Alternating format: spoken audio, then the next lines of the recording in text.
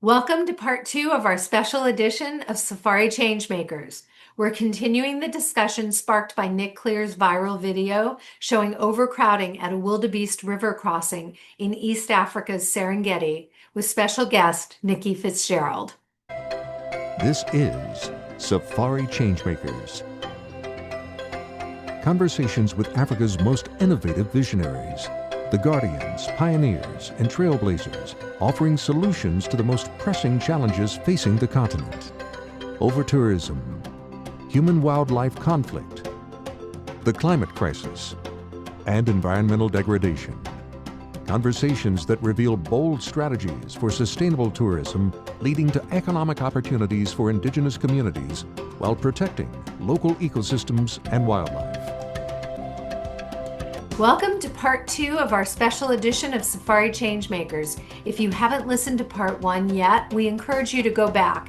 It sets the stage with a look at the ethical and environmental challenges facing the greater Serengeti Mara ecosystem during the peak migration season, especially the overcrowding and blocked migration routes captured in Nick Clear's viral video. In this episode, we continue that conversation with safari industry veteran Nicky Fitzgerald. We'll also share updated footage from the Mara, offering a glimpse into what's changing on the ground and what still needs to. I am here today with Nicky Fitzgerald, who I have had the pleasure of knowing for so many years. She is the founder of Angama and a safari industry veteran. Over 40 years, she's built or operated 62 lodges, trained 4,500 plus staff, and has deep insights into guest behavior, industry evolution, and everything about safari. And Nicky and I were just chatting about some of the roots of Angama, but today we're here to talk about safaris in the Serengeti and in the Masai Mara and East Africa in general, sparked by the video that Nick Clear posted and has really started quite an industry discussion that I think is maybe long overdue. Tell us a little bit about, just for starters, what your thoughts were when you saw that video, and then we can talk about some other things. Great. Thanks, Karin. Of course, I was heartbroken. I wasn't surprised. It's not the first time. It's probably also not the last time. But funny enough for me, it was the first time I'd seen that in Tanzania. I operated in the Masai Mara, which is a very popular destination during the migration season in Kenya. The animals move into Kenya early July and they hang around for 3 or 4 months. And as we all know, they go back and forth across the Great Mara River with all the drama that goes with that. And I certainly have seen chaotic behavior at crossings in the Mara before, but I hadn't seen it in Tanzania. And I had operated in Tanzania many, many years ago, and I was heartbroken. You have to be. You can't believe that guides and guests, and rangers, let's put everybody fairly responsible, squarely responsible, allowing this to happen because somebody will get hurt. Forget about the terrible impact it has on the animals, but the guests are going to get hurt. And it was very brave of Nick to share this on social media. It exploded. It was early in the season, which is interesting because the animals hadn't quite gotten to Kenya yet. So it was an early explosion. And I think, Karin, the timing was really great. I mean, there's always got to be a little silver lining somewhere. And I'm sure, and I really feel strongly that the posting this video and showing operators, guests, game wardens, the terrible impact this behavior has will make this a better season. Now, I don't know how long this is going to last for the good behavior, but we're already hearing from Nick that it's improved in Tanzania. And I'm delighted to say that my team were at crossings over the weekend. My Angama Mara team were at crossings over the weekend, took some incredible photographs and not another vehicle in sight. And there's just been a very good video coming out from the Kenyan side of the Mara, of the crossings. Again, crossing, I think 2 or 3 days ago. Again, much better controlled behavior. Just arrived at Serena Airstrip with Brother Ken over here.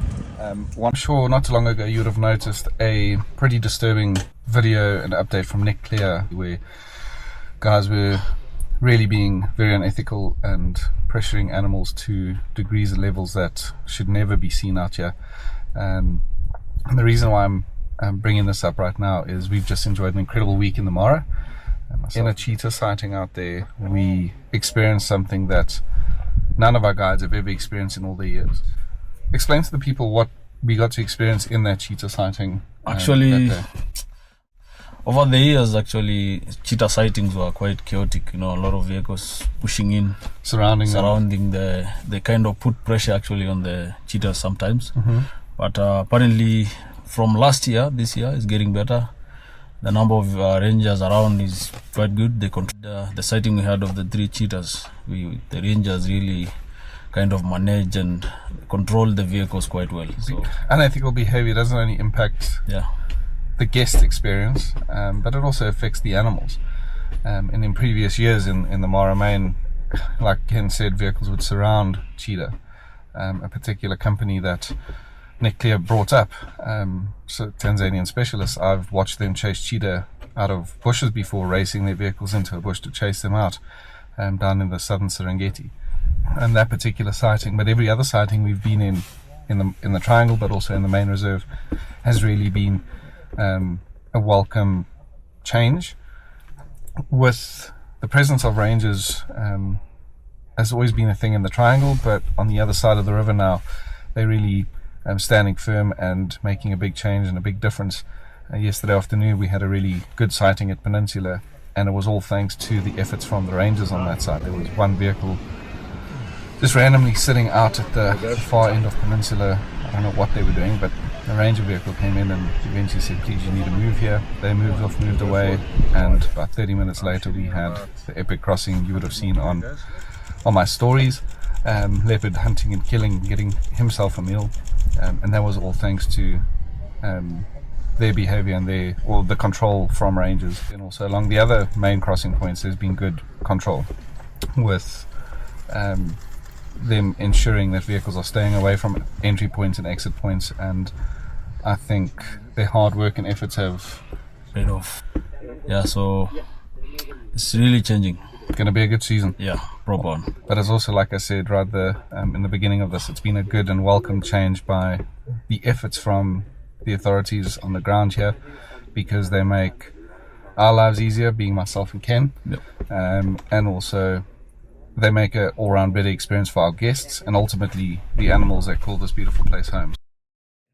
So, heartbreaking, but timeous, brave, and we just need to keep the pressure up and on. I have, funnily enough, your name is Karin. Well, I have been labeled Karin of the crossings in my time.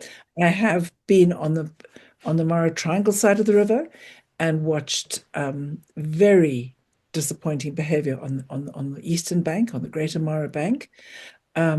And I have named and shamed, like Nick, but very quietly and calmly, photographic evidence of vehicles, number plates, tour operator names on the side of the vehicles, and then I, as the owner of my business, would write a quiet letter to the owner of that tour operating company. So I do believe in calling out people, but it must be done with good intention and irrefutable evidence. Don't just sort of start pointing fingers.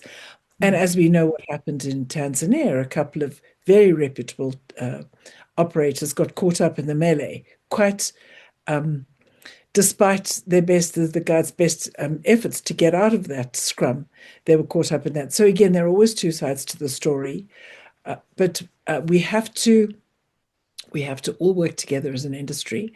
In the piece I wrote, I said we're all responsible. You're responsible, I'm responsible. We've all been talking migration crossings for years. I mean, thank you to all the wonderful people who've sent to Africa. And they come, and one of the great sights to see. It is a remarkable experience to watch a river crossing. It is a once-in-a-lifetime experience. And everybody deserves to have that experience. But we need to make sure that the powers that be manage these crossings much more firmly, in a much more disciplined way. And there are many ways of doing this, none of which are easy. Every time I say, well, what about that? Oh, we can't do that. What about, oh, we can't do it. Yes, we can. If we put our minds and our hearts and our efforts into it, we can, as an industry, all work together to ensure that this behavior at crossings does not repeat itself. So, what do you think our role is in helping clients, agents? Let's just say your role and maybe the role of safari planners like myself, and then we can look at the others, drivers, guides, government, but what is our role specifically? That's a great question, because you and I can make a difference. We can sit and point fingers at government and game reserves and everything else, but you and I have a role to play. My role as a lodge owner is to ensure absolutely fantastic training for my guides. And not only the training of the guides, but to sit with the guides and I have a team of 20 guides in the Mara, full-time guides, and they are based in the Mara. So again, you must be very careful that we don't just say guides or driver guides, because you've got guides who are based in these game reserves full-time, who have their own personal reputations at stake. Then they know the game reserve inside out. And then we've got visitor guides who come in from Nairobi by car. So again, let's just be careful about my guides in the Mara Triangle. So again, to be specific where I operate, we talk a lot about how do we manage the guests. It's okay. So the guides know how to behave, but now how do we manage our guests? They arrive at Angama Mara, Yeah. and all they want in August, and all they want to see is a dramatic crossing. So the guides understand this and respect it. This is why the guests have come. So I think very important for the guides to tell the guests exactly what this could entail. This is how it's going to. We could sit there the entire day and not see a crossing. Now you've flown halfway across the world, and we could sit there and there could be no crossings. There could be a crossing, but there could be vehicles on the other side because we are looking towards the eastern Mara. So we're all lined up with vehicles on the western side of the river, but on the eastern side, there could be vehicles on the other side. So what I suggest we do, dear guest, is let's on the first day, I'm on the radio, I will hear about if there are herds coming towards the river.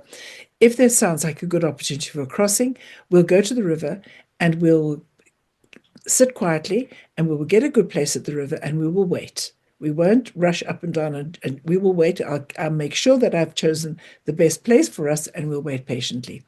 If we're lucky enough to see a crossing, the best thing we can then do is to leave the river and go and sit with the megahertz. Now, there is probably a very close second to the crossings is to sit in your safari vehicle surrounded by 10,000 animals. It is mind-blowing.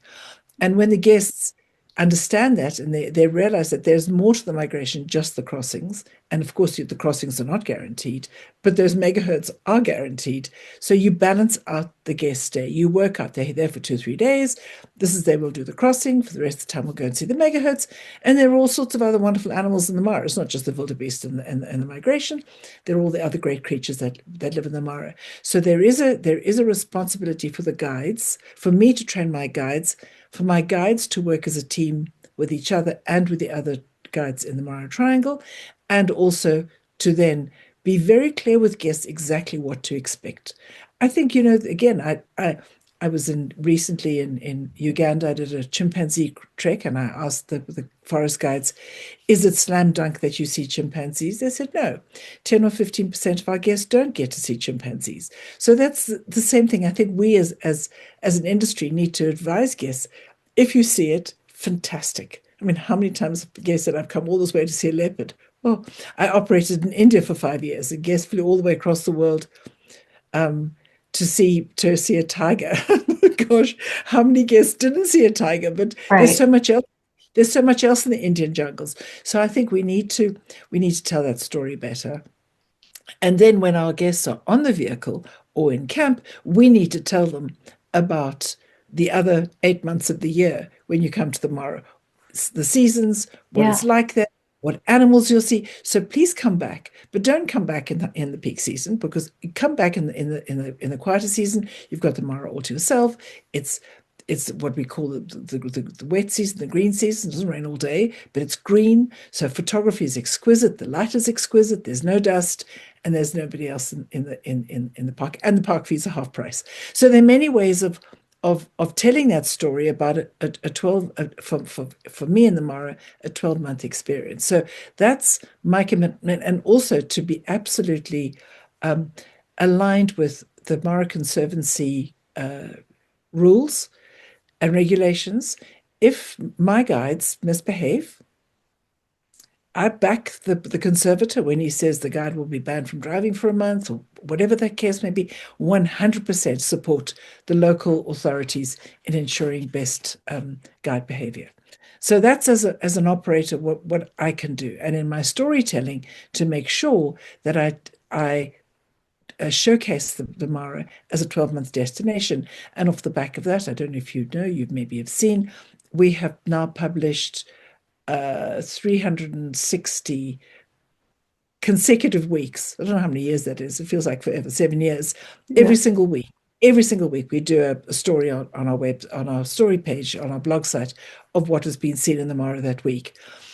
And if you just go into that, you'll see the richness of game viewing for 12 months of the year. So those are the little things that I'm sure there are others, but off the top of my head, that's what I as a lodge owner can do. No, you're talking about reframing, bucket list and what really is happening throughout the year. And I think that's part of my role as well, as we're setting up the trip for clients, is to be also mirroring those same sentiments, explaining these kinds of things. I think that's really excellent. And if that's what you're telling your guides, and other lodge owners can learn from you and or be doing similar, I think that will make a huge difference. And then, of course, we also have guides that are coming both on the Tanzania side and the Kenya side, the Masai Mara side, coming up into these areas, not based at lodges. Any thoughts about those guides? I would love to see at all the main gates, especially Talek, what's the other one closer to Nairobi, because that's the main source of business of driver guides coming into the Mara for the day or for 2 days, is that there is a code of conduct for guests in every language. Chinese, French, whatever, very short, this is a code of conduct during the migrations. Oh, by the way, it's animal viewing generally. Is this something you would like to see, or is this something that's already in place? This is what I would like to see. Okay. And the guest almost, and it's beautifully done. You can kind of keep it as a pledge. You can put it in your scrapbook or whatever, and you sign it. And really, in that code of conduct is, please do not put pressure on your guide to push get out of your vehicle in the nicest possible way, because he will lose his license. Now, whether he will or not is irrelevant, but no guest wants to see a guide lose their income and their opportunity of earning for their families. So please support your guide by staying in the vehicle, not pushing, not encourage him to push to the front of a sighting, whether it be a river sighting or even just a leopard or a cheetah. We've seen some horrific stuff coming out of the game reserves on too many vehicles. So really you appeal to the guest. Now, will that help everybody? No, but if it helps 20%, Karin, it has to be better than nobody. So that's one thing I think we can do is for that more mass tourism. We're very lucky. I'm sure, your guests probably stay mostly in the conservancies and in the Triangle. But there's the Greater Mara, which is a big chunk of business, much bigger than the Triangle and the conservancies. There it is, and that is accessible from Nairobi. So again, you can't just paint the Mara as one, because it's different parts of the Mara. And it seems to be on the eastern side of the river. That's where those driver guides need help. They should be trained. It's hard because there's so many who just drive for 3 months of the year, then they go and do something else to do the training accreditation. But I think if you hit the guests at arrival with a pledge of a code of conduct, that would help in some small way. I would think that they could incorporate more of this into the training. Do you know how that training works? And I know in Kenya, we've got different levels of guides, We've got silver and gold, and there's training, of course, but so you will get your guides who are trained and a bronze, silver, and gold. They will all be trained on viewing of animals. But I'm guessing they're probably on the greater side, on the Greater Mara side, they're probably only 30% of the guides who are driving. So you've got guides, and then you've got what we call driver guides. And driver guides drive the minivans. yeah, It's a much lower end tourism. They're very much more affordable beds on the other side of the river. There are no flight costs coming in. And I would take a guess that those guides are not trained at all. They're just earning a living. They've got a vehicle, they've got a license to operate. So they've bought the license to operate, but they don't, as far as I know, there's no accreditation to come into the game reserve. I mean, it's a national park. right. I can drive in. You Right. can arrive with your car at Talek Gate and drive in Yeah, as as a citizen. So it's very hard to manage that huge flow of driver guides coming in. And there are really great guides on the other side of the river. So that's one thing, is to catch the guests at the gate. And then I do believe the park authorities need to be much stricter, as they are being, as we're seeing, yeah, on managing, putting the bollards out, holding the vehicles back, allowing X amount of vehicles up to the river. Guests, I mean, honestly, if I had a guest, if I was in charge and a guest got out of the vehicle, I would impound the car straight away. I would just take the keys away and just say, okay, I'm going to send a car. Your car's impounded, driver guide. You allowed your guest to get out. I'm impounding your car. It's not like I'm going to fine you. I'm just going to take your car and, I don't know, squash it. So you've got to be really, I mean, getting out of the car is so dangerous. And of course, the next most dangerous thing is to block those yeah, pathways for them. yeah, And getting too close to riverbanks, as Nick said, those riverbanks are going to give way. And then yeah. we've got vehicles, death, cars, crocodiles, lions. This is not a zoo. Right. This is And really, client safety is really number one, has always been the key. There's another trend that really concerns me, and I feel it relates to all of this, which is major hotel international chains coming in. We're seeing big box companies, Marriott, Ritz-Carlton, Four Seasons, entering the safari markets. So this is a big change over the last few years. It means that instead of small traditional safari camps, we're talking about international chains with corporate management elsewhere, not necessarily folks who have just operated in Africa for their whole lives. Should we be concerned about this trend? And is this, I feel that it certainly is not going to bring less people into the Mara and the Serengeti. It's going to bring bigger and more rooms and more vehicles and a different mentality. as a lodge owner, as an independent, fiercely independent lodge owner, if I say anything on this, it sounds like sour grapes. So I've got to be very careful as a lodge owner. I'm concerned about the Johnny Come Lately lodges building. If there were no lodges there before, there were no lodges for a good reason. There have been great camps in the Mara. I mean, governors have been in the Mara for over 50 years. There have been great camps built, and these camps were built in places that are good for camps, for game viewing, for animals, for black rhino breeding grounds, for delicate ecosystems. As with most places in Africa, the great locations have all been taken. So now the locations that are left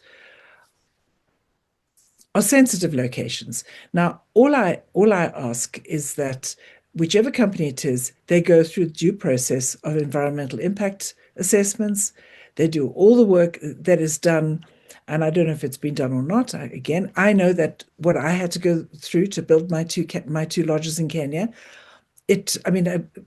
We started building Angama and Baseli 3 or 4 months late because of waiting for our NEMA certification, which is the EIA in Kenya.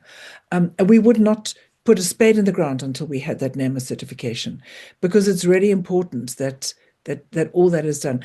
I have no problem with more lodges, good lodges, but they should be outside of the park.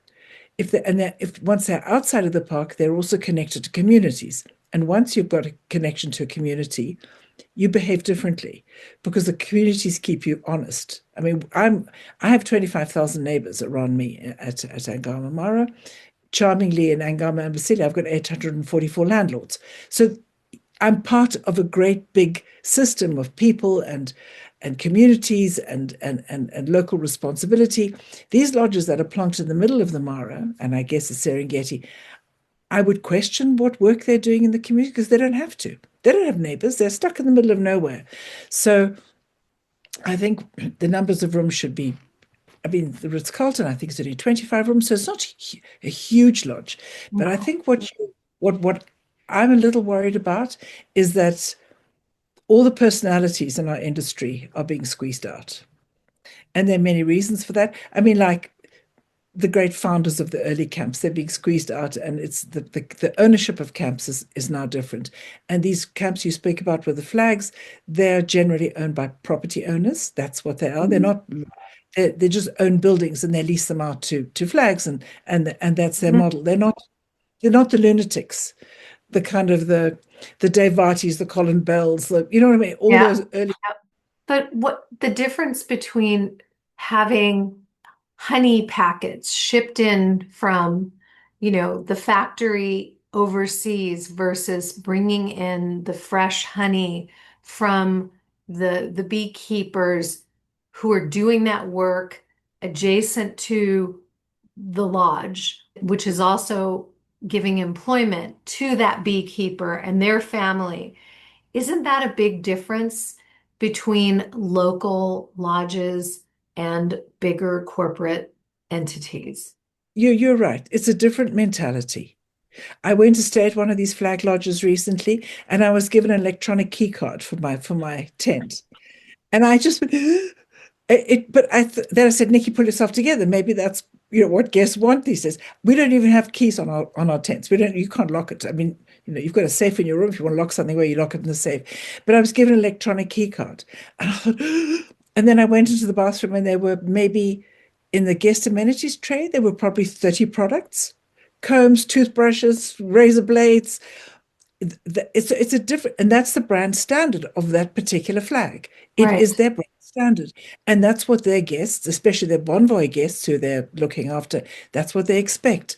So again, it's a different world to where I come from, and as you said, the mentality is different. Are we engaging with local communities? Because Karin, you and I know the hardest part of our job is community relations. People are messy. We know that people are messy. And when you've got neighbors and they've all got their own agendas and they've all got their needs, and the school wants that and that needs a clinic and this, and you spend all day talking to your neighbors, but that you're part of that ecosystem. You're part of that. It's who we are. You're not just a thing on your side. You're deeply involved. I mean, I don't own my land. My land is owned by Maasai landlords. I pay rent every month to the Maasai landlords. And I love that. I love the fact that I am deeply embedded in the community where I operate. Is it hard work? It is. Is it rewarding? It's fantastic. Does it have low days? Many. Does it have high days? Even more. So I think you hit the nail on the head when you said it's a different mentality. We are not hotels. We are part and parcel of the whole system. Yeah. And that's how we've always been. And I believe these are they're different. Their management come in. There's a food and beverage manager. I've never heard of a food and beverage manager in a lodge before. I mean, dining room times, dining rooms. Nobody, it's different language. It's a different offering. But maybe there's no opportunity anymore for lunatics like me to raise the money to build something because it's just maybe becoming too difficult. I don't know. So I do feel like an endangered species, by the way, which is fine. The thing is, though, when you've got the work that you're doing, working with the local community, it's more than just doing it because it's a good thing to do or they're your neighbors. It deals with the issues of human wildlife conflict, and the people in the area who live there are getting the benefit from tourism and thus have a reason to uphold the wildlife in the area. Absolutely. So it's complex, it's tough, it's so exciting and wonderful. And I just think as long as these new lodges that are being built, please let them have their EIAs, their NEMA certifications. In Tanzania, it's called something else. And again, to work together, work as a with county government and national government, and there's a whole system that wraps around these lodges. And anyway, it's what it is. I think there'll always be some of the lunatics, the independents, and we'll just hang in there because we've got wonderful travel partners who support us. I hope so, because, I mean, I've been doing this a long time too, and maybe we're both love the old ways of African safaris, but I think that it is the magic, the smaller lodges and the stories behind it all. And I do think that is actually what people, if they can get to experience it, can really, really appreciate, as opposed to just going to another flag hotel that you could stay at in New York or Dallas or, Africa is very special.